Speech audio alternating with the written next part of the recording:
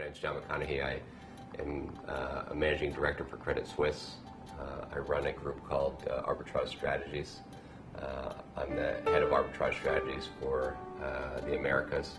I've been in the industry for going on 19 years.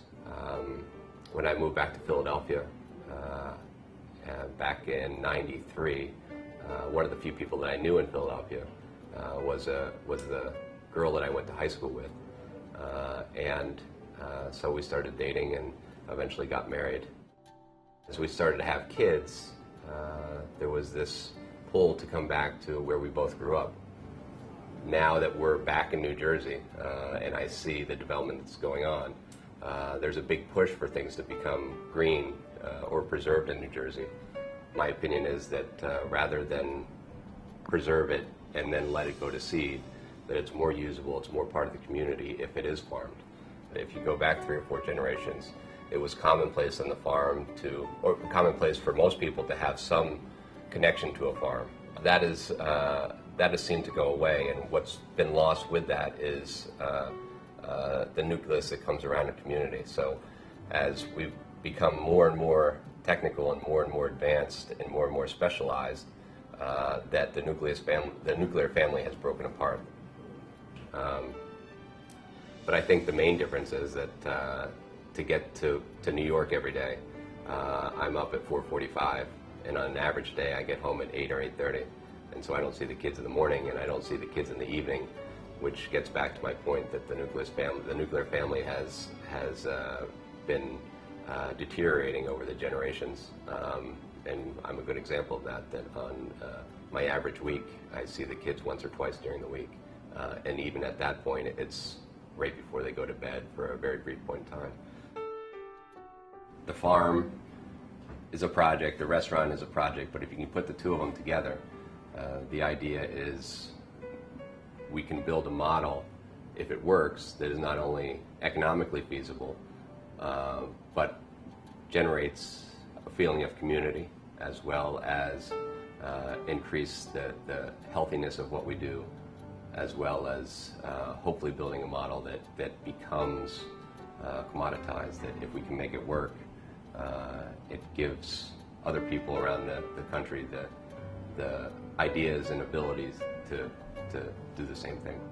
What started out to be, maybe we raise some cows or maybe we grow some corn, to finding out that rotational farming and the symbiotic relationship that goes along with rotational farming can really produce things that are healthy, low impact, and completely contained within the unit of the farm. It's also interesting in my mind to be able to think through a problem. So as we're facing local farming today, there's a lot of issues and hurdles that go along with that. Things, like I mentioned before, sometimes move painfully slow when you're dealing with regulations, policies, or dealing with any type of government agencies, local government agencies, finding the money. I think the money is a challenge, and then I think finding people, the right people to commit their land to something like this is also challenging.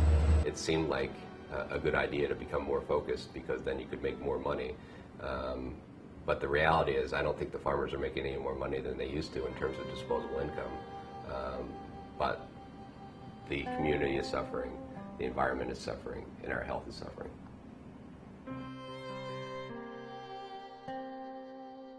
And it took us about a year to find the place that we eventually bought, which is a 60-acre piece right outside of Princeton in a town called Hopewell.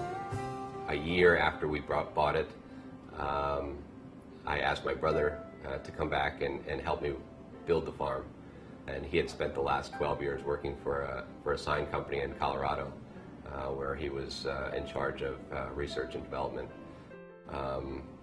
He had bought a few houses along the way and fixed them up on the weekends and things like that, but never had done a project start to finish. I've learned so much just about sort of the cabinetry, fine finish, carpentry stuff, building stuff from scratch here, and the fact that we have a sawmill and the trees to mill up allows us to make things that I'd never have the opportunity to do that anywhere else. So it's been fun. It's been a great project. When we bought the farm, about half of it was being hayed by the people that we had bought it from.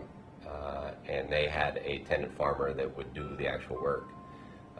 As we bought the farm, they were winding down their operations. And so the tenant farmer approached us and asked if we would be interested in hiring him. So we hired Dave Sherman, I think in 2005. At that time, we didn't have any structures on the property. And so we needed to find a place for Dave to live. Took a year off. I think it was a year ago in February.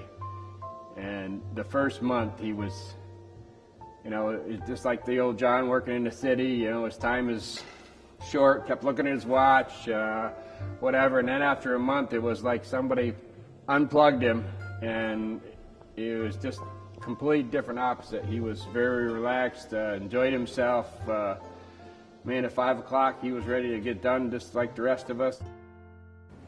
So now with the three of us, we had a bunch of misfits that had some knowledge, but nobody had complete knowledge of how it all went together.